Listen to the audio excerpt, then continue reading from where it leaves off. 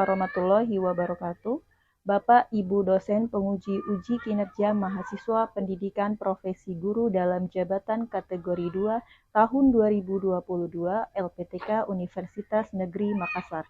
Perkenalkan, saya Evi Yulianti, mahasiswa PPG dalam jabatan kategori 2 tahun 2022 bidang studi sejarah LPTK Universitas Negeri Makassar dengan nomor induk mahasiswa 229015495006. Pada hari ini, tanggal 13 Desember tahun 2022, saya akan melaksanakan praktik pembelajaran di kelas 11 IPA 1 SMA Negeri 1 Kalirejo, Kabupaten Lampung Tengah, Provinsi Lampung, dengan materi Perang Melawan Kolonialisme dan Imperialisme dengan submateri Perang Padri dan Perang Diponegoro. Model pembelajaran yang saya gunakan adalah Cooperative Learning tipe Picture and Picture. Semoga dengan video ini bisa membuat saya sukses dalam mengikuti kegiatan PPG dalam jabatan kategori 2 tahun 2022 Universitas Negeri Makassar. Wassalamualaikum warahmatullahi wabarakatuh.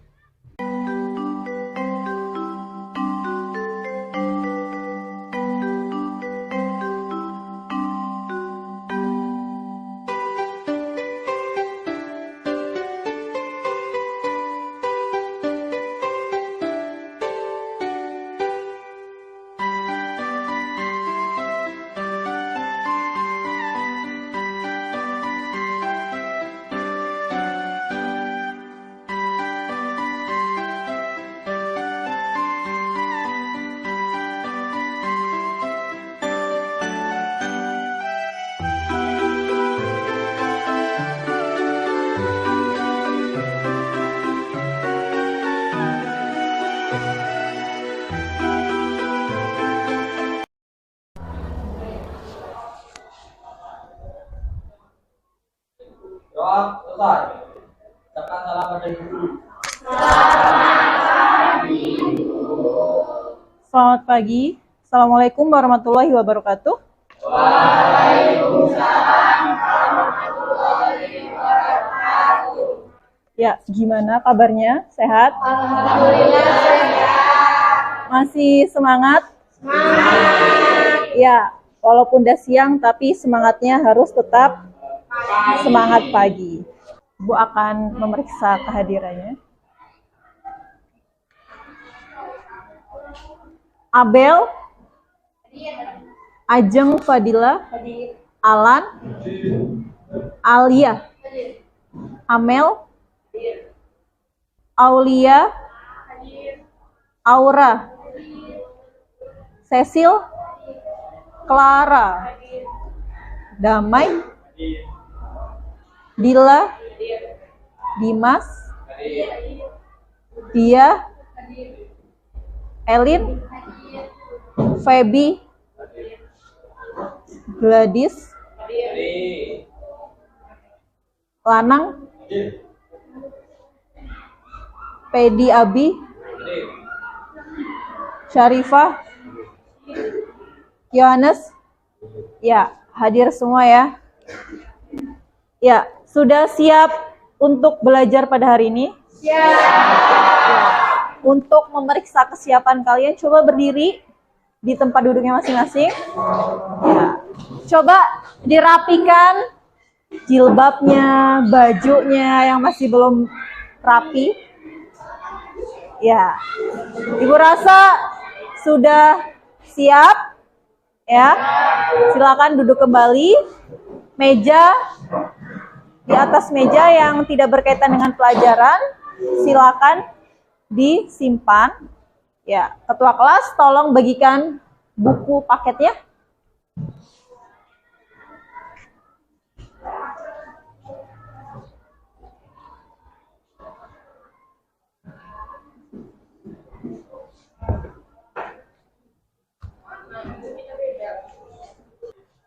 Ya. Sudah semua? Ya, berarti kondisi siswanya sudah siap, peralatan belajarnya juga sudah siap, berarti kita semua sudah siap untuk belajar sejarah Indonesia pada hari ini. Ya. Jadi kita hari ini akan belajar tentang perlawanan bangsa Indonesia terhadap pemerintahan Belanda. Apa manfaat kita belajar pada hari ini? Diharapkan kalian menghargai jasa para pahlawan yang telah gugur dalam memperjuangkan Indonesia ketika melawan Belanda. Seperti kita tahu, kita pada tanggal 10 November sudah memperingati hari apa?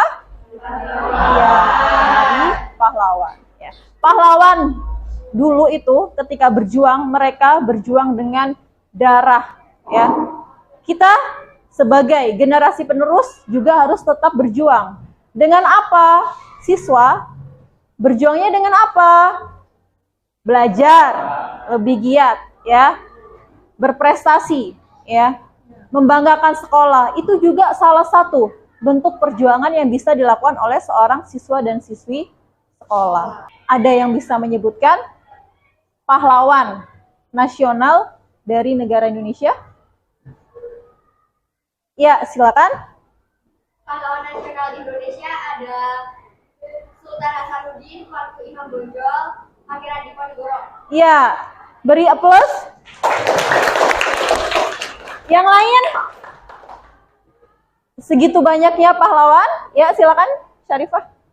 Selain yang disebutkan tadi, pahlawan nasional masih banyak ya. Misalnya seperti Nyadin, Raden Ajeng Kartini, Pangeran Diponegoro, udah tadi ya? Udah. Itu ya. Ya, jadi banyak sekali pahlawan nasional. Hari ini kita tidak akan membahas semua pahlawan tersebut, ya. Hari ini kita akan membahas tentang, tadi udah disebutkan ada Pangeran Diponegoro dan Tuanku Imam Bonjol. Ya, hari ini kita akan belajar tentang Perang Padri dan Perang Diponegoro, ya. Adapun kompetensi yang akan dicapai pada pembelajaran hari ini adalah kompetensi dasar 3.2, menganalisis strategi perlawanan bangsa Indonesia terhadap penjajahan Eropa, Portugis, Spanyol, Belanda, Inggris sampai dengan abad ke-20. Di sini kita fokusnya ke Belanda dulu. Ya, adapun tujuannya, melalui kegiatan mengamati video dan diskusi, siswa dapat satu, menganalisis latar belakang terjadinya Perang Padri dan Perang Diponegoro dengan tepat. Yang kedua, menganalisis strategi perlawanan bangsa Indonesia dalam Perang Padri dan Perang Diponegoro dengan tepat. Yang ketiga, membuat dan menyajikan hasil analisis tentang Perang Padri dan Perang Diponegoro dengan baik. Kita akan belajar menggunakan model picture and picture, gambar, ya. Nanti Ibu akan membagikan kalian LKPD dan gambar. Nah, LKPD dan gambar tersebut akan didiskusikan dengan teman sekelompok kalian. Ya, kalian diminta untuk mengamati dengan cermat video yang akan Ibu tayangkan ini.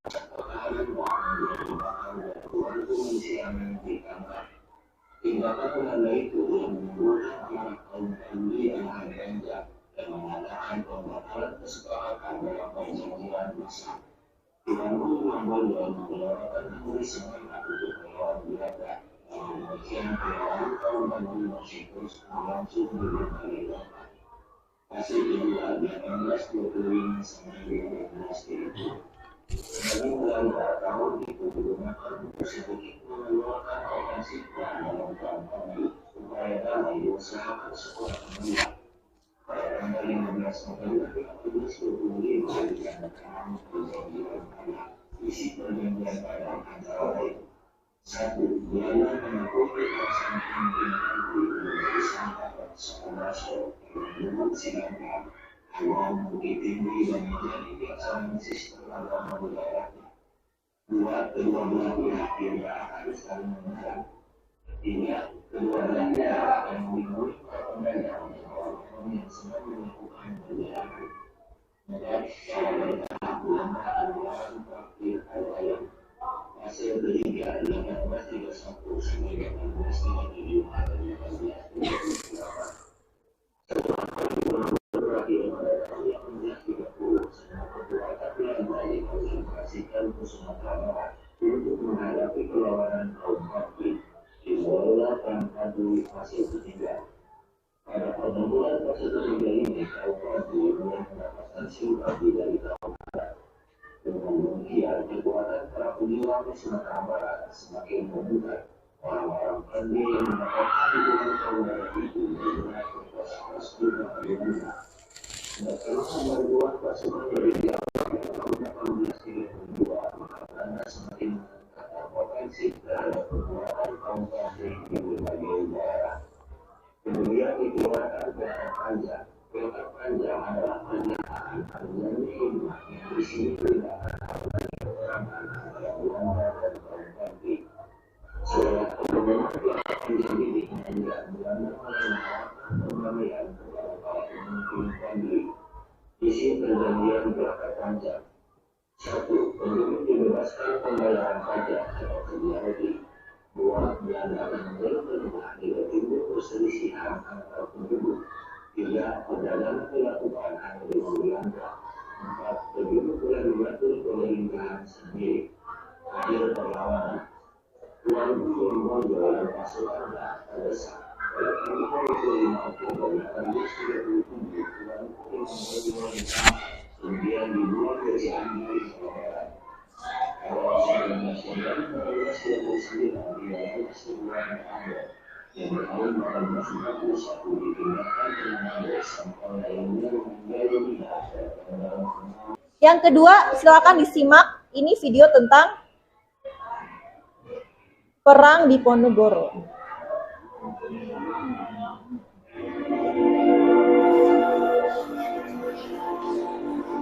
Beranjak dengan Perang Diponegoro sebagai tokoh sentralnya merupakan pertempuran melelahkan melawan Belanda yang berlangsung selama 5 tahun antara tahun 1890 sampai 1890. Sebagai sejarah sejarah yang terjadi dan dapat membuat kronologi dikenal dengan dampak yang ditimbulkan setelahnya. Menjaga pendidikan kesultanan Yogyakarta yang meningkat atau kesultanan Yogyakarta tahun 1901 pada 24 Maret 1970 membuka peluang bangsa berbeda sebagai mengajakkan dilakukan di kerajaan. Ancaman awal dalam The Arches of the Jefferson tahun 1909 mengungkapkan bahwa pertempuran bangsa asing menyebabkan terjadinya konflik di Yogyakarta. Pada 1811, Belanda menyasar Sultan Hamengkubuwono II Kelembatan lalu dijadikan kepada Hamengkubuwono III sebagai Sultan Yogyakarta selanjutnya.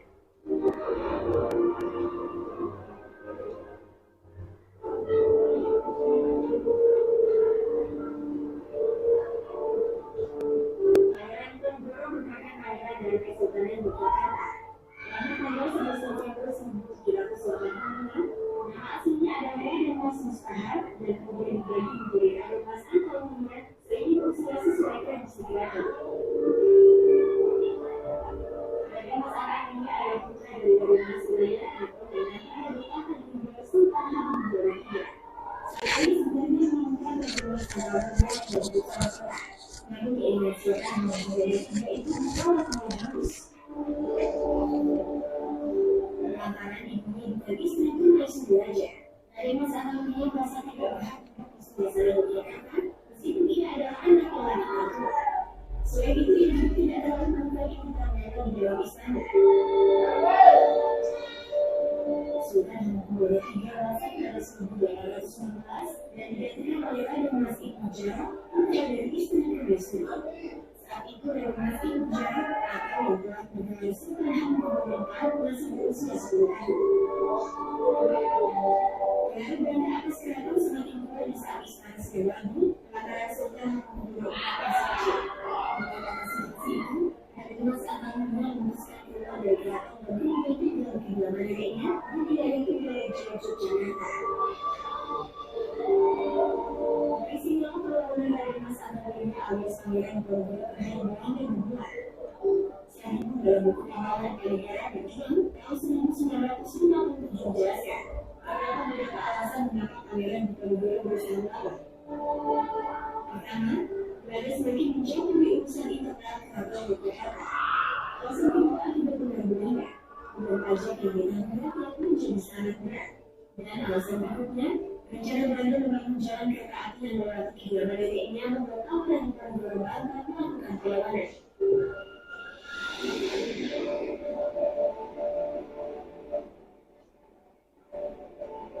Demikian di selesai, Presiden Yogyakarta meminta para Belanda untuk membangun jalan kereta api.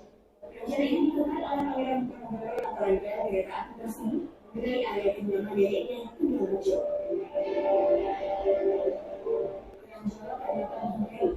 Mulai pada 20 Juni 1826, Pangeran Ponorogo dan para pengikutnya menerapkan strategi militer untuk menghadapi Belanda yang jelas lebih unggul jumlah prajurit dan kesenjataan.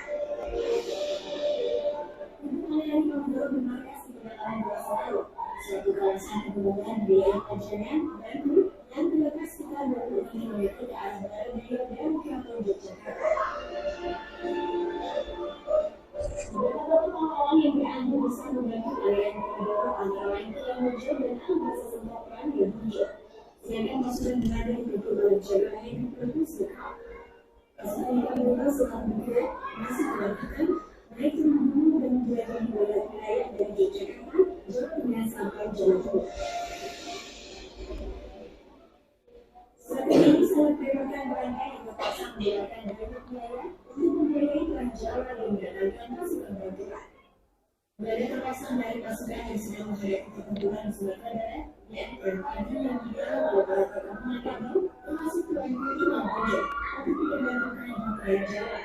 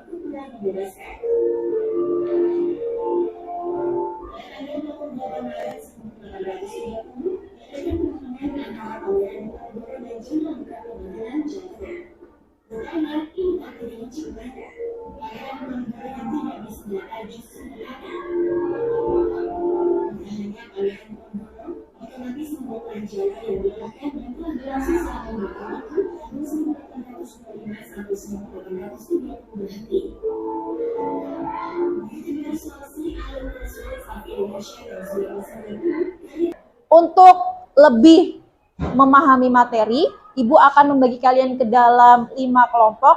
Masing-masing anggotanya ada 5 orang. Dimulai dengan berhitung agar anggotanya bersifat heterogen, bermacam-macam. Dimulai dari 4.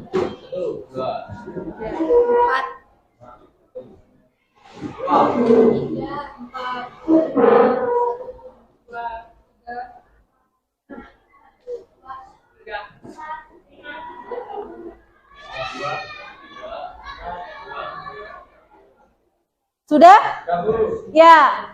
Silakan nomor 1 bergabung nomor 1, 2, 3, seterusnya. Di sini kelompok 1, 2, 3, 4, 5. Ya. Silakan.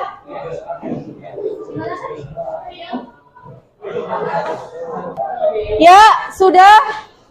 Sudah, Ibu punya LKPD dan ada gambar. Ya, setiap kelompok mempersiapkan lem, sudah ada lemnya? Sudah. Ya, kelompok 1.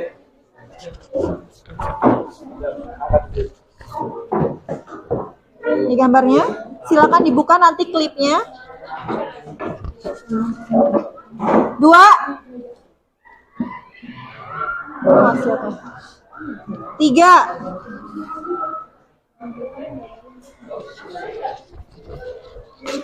4. 5. Ya, silakan dibuka klipnya. Ya, tulis nama kelompoknya serta nama anggotanya. Dicermati baik-baik gambar tersebut. Boleh menggunakan berbagai sumber.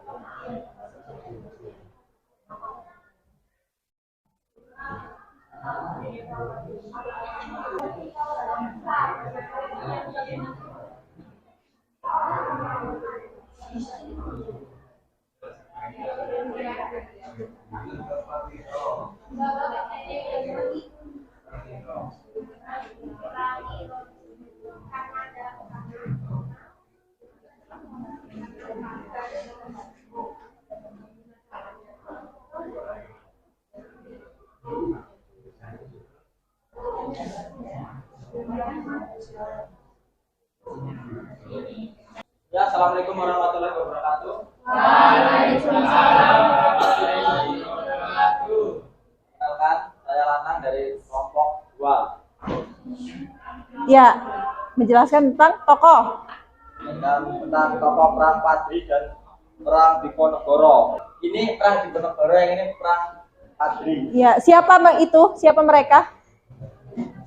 Yang ini Tuanku Imam Bonjol, yang ini Pangeran Diponegoro. Sama tidak? Sama. Coba kita cek, benar nggak?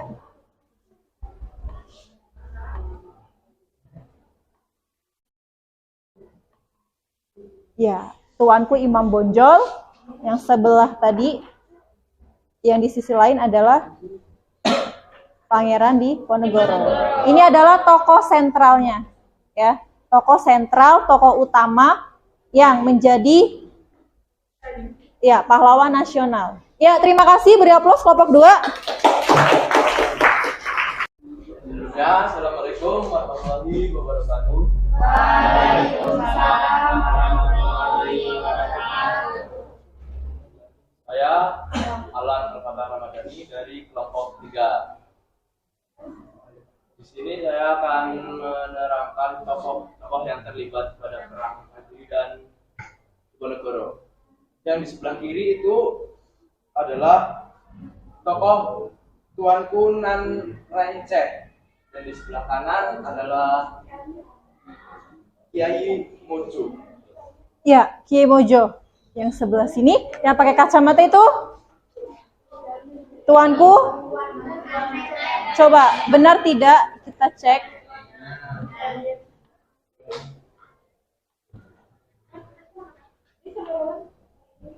Ya, tuanku Nan Renceh.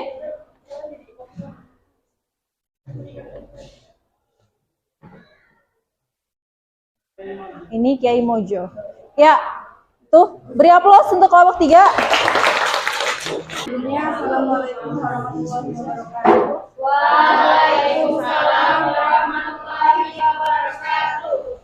Perkenalkan, saya Febriani Jayadikum dari kelompok 4. Saya akan menjelaskan tokoh yang terlibat dalam perang. Yang ini adalah Tuan Kuta Busai. Dia adalah tokoh yang terlibat dalam perang. Yang sebelah sini adalah Ali Basya Sentot Ramadhanio. Dia adalah salah satu tokoh yang berperan dalam. Ya, coba kita cek benar. Ya, itu Tuanku Tambusai. Yang satunya adalah Ali Basya Sentot Prawiro Dirijo. Ya, beri aplaus kelompok 4. Perkenalkan, nama saya Damai Setiawan dari kelompok 5. Baiklah, di sini saya akan menjelaskan dari gambar yang sebelah sini. Ini adalah salah satu lukisan Raden Saleh yang mengilustrasikan tentang perang Diponegoro. Dan yang ini adalah kaum Padri. Kenapa disebut dengan kaum Padri? Karena mereka ini yang baru pulang dari haji dan mengenakan baju putih, sehingga disebut golongan putih pada saat itu. Ya, coba kita cek. Benar? Ya, benar ya, perang Padri ini. Ya, beri aplaus untuk kelompok 5. Untuk kelompok 1, silakan jelaskan apa yang melatar belakangi terjadinya perang Padri. Ya, silakan dijelaskan dari situ saja. Jadi latar belakangnya adanya pertentangan antara kaum Padri dengan kaum adat dalam masalah praktik keagamaan. Pada tahun 1803 datanglah 3 orang ulama yang baru saja pulang dari haji, yakni Haji Miskin, Haji Sumanik, dan Haji Tiabau. Mereka melanjutkan gerakan pembaruan atau pemurnian pelaksanaan ajaran Islam seperti yang pernah dilakukan oleh Tuanku Kota Tua.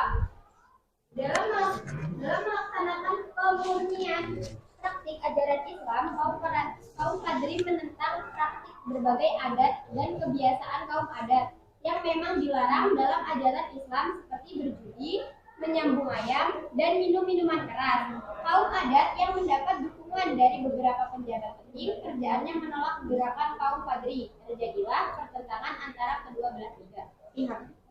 Ya, terima kasih untuk kelompok 1 sudah menjelaskan latar belakang terjadinya perang Padri. Ya. Yang lain bagaimana? Sepakat? Baik, saya akan menjelaskan tentang akhir perlawanan dari perang Padri dan perang Diponegoro. Dari perang Padri, pada tanggal 28 Oktober 1837, Imam Bonjol menerima tawaran damai dari Residen Prancis. Ternyata ajakan berunding itu hanya tipu muslihat karena pada saat datang ke tempat perundingan, Imam Bonjol langsung ditangkap. Beberapa pengikutnya memang ada yang berhasil meloloskan diri dan melanjutkan perang gerilya di hutan-hutan Minangkabau. Imam Bonjol kemudian dibawa ke Batavia. Akhirnya, tuanku Imam Bonjol dibuang ke Cianjur, Jawa Barat. Pada tanggal 19 Januari 1839, ia dipindahkan ke Ambon. Pada tahun 1841 dipindahkan lagi ke Manado. Hingga wafatnya pada tanggal 6 November 1864. Lalu perang Diponegoro. Pertempuran sengit antara Belanda dan Pangeran Diponegoro baru berakhir pada 28 Maret 1830. Kala itu, pasukan Pangeran Diponegoro dijepit di Magelang oleh Jenderal De Kock. Demi membebaskan sisa pasukannya, Pangeran Diponegoro rela menyerahkan diri. Pangeran Diponegoro kemudian ditangkap dan diasingkan ke Makassar hingga akhir hidupnya. Ya, terima kasih untuk kelompok 5. Ada yang tambahkan? Cukup. Ya, Ibu apresiasi sekali untuk presentasi dari tiap kelompok. Yang perlu Ibu tambahkan di sini adalah tadi ada kelompok 2 dan 3 yang menjelaskan latar belakang terjadinya perang Diponegoro dan perang Diponegoro. Tetapi masih ada yang perlu Ibu tambahkan. Poin penting yang melatar belakangi terjadinya perang Diponegoro adalah pemasangan anjir, ya. Jadi itu 2 perang tersebut, perang Diponegoro dengan perang Padri. Yang kita tangkap di sini adalah perang tersebut bersifat kedaerahan. Ketika pemimpin utamanya ditangkap, maka perlawanan padam atau usai. Perang Padri tadi dijelaskan terjadi di Sumatera Barat, ya. Kenapa disebut perang Padri? Padri itu adalah sebuah golongan, ya. Jadi ada beberapa orang yang pulang dari haji, ya, ingin menerapkan apa yang mereka dapatkan, ingin memurnikan ajaran Islam. Di sini ada kaum adat yang memang tinggal di Sumatera Barat, ya. Tetapi kaum adat ini menyimpang dengan ajaran Islam. Tadi dia suka menyabung ayam, suka minum minuman keras. Ini bertentangan dengan kaum Padri, ya, kaum Padri, ya. Kemudian karena tidak terima dengan kaum Padri, meletuslah namanya perang Padri. Jadi perang Padri ini yang dijelaskan tadi itu mencakup 3 tahap. Tahap pertama itu kaum Padri versus kaum adat, ya, karena tidak terima tadi. Fase kedua, ya, strategi yang dilakukan kaum adat apa? Karena sering kalah dengan kaum Padri, mereka meminta bantuan kepada Belanda. Namanya Belanda, Ibu pernah membahasnya bahwa Belanda itu suka sekali ikut campur urusan orang lain. Dia menerapkan politik divide et impera, politik adu domba. Ketika ada pihak yang berselisih, Belanda ini masuk memihak salah satu pihak, membantunya, tetapi namanya membantu tidak gratis, ya, meminta imbalan, ya, karena kaum adat ini terdesak, dia meminta bantuan kepada Belanda. Makanya fase kedua tadi itu, fase kedua itu kaum Padri versus kaum adat. Kaum adatnya ini berkolaborasi dengan Belanda. Ya, karena merasa dirugikan, kaum adat memang menang, ya. Tetapi ada imbalannya. Karena merasa dirugikan, akhirnya kaum adat ini pindah posisi, pindah haluan, ya, berkolaborasi dengan kaum Padri. Jadi fase ketiga ini kaum Padri dengan kaum adat melawan Belanda. Ya, sampai sini dimengerti ya? Ya, dimengerti. Nanti akhirnya perlawanannya adalah dengan apa? Dengan ditangkapnya tokoh senternya, yaitu tuanku Imam. Ibu berharapnya untuk kedepannya, untuk pembelajaran Ibu juga, kita lebih bekerja sama lagi dalam pembelajaran. Kalian juga lebih aktif lagi. Ibu yakin kalian semua tuh punya potensi, punya bakat masing-masing. Jangan malu, karena belajar itu namanya belajar, jangan takut salah. Untuk selanjutnya, Ibu akan membagikan post test, ya. Silakan kalian isi untuk mengulas seberapa paham kalian akan materi ini?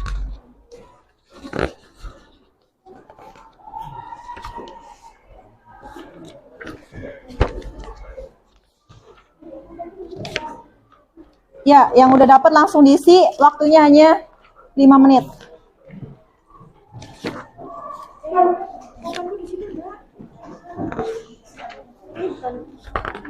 Minggu depan kita akan belajar tentang bangkitnya nasionalisme, yaitu kita akan belajar tentang organisasi pergerakan nasional. Ibu berharap kalian tetap semangat belajar walaupun banyak kegiatan, ya. Ya, itu pesan Ibu. Sekian untuk pembelajaran hari ini. Ibu akhiri, wassalamualaikum warahmatullahi wabarakatuh.